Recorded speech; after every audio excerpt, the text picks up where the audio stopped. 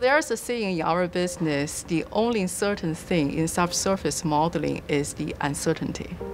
My name is Yuguang Chen. I'm a research engineer working on reservoir flow simulation at Chevron in Houston, Texas.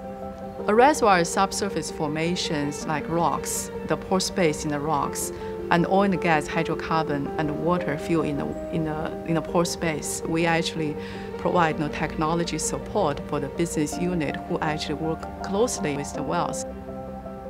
Finding new oils sometimes is a combination of luck and also the science, because the underground, the subsurface reservoirs, we cannot see them, we cannot touch them. So actually in our forecasting, we also account for those uncertainty. We try to understand and model the fundamental recovery mechanisms and develop simulation capabilities to provide recovery forecasting to our business units. For example, where they can drill the wells and what kind of strategy they want to produce the hydrocarbons from the subsurface. We try to calibrate our model, can match the historical data they provided.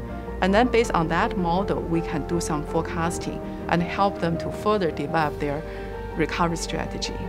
We can actually figure, I think, to some extent by looking at some data, but there are huge uncertainty. We can do some seismic imaging, but there's also the dynamic part with the flow, the oil and the gas and the water. So that actually requires my work or people like me here doing this to try to understand them.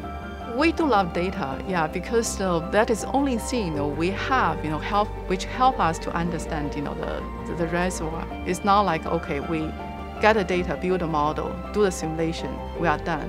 Because after we start the production, there will be new data actually coming in, and then we'll go back actually to modify our model and then build on that.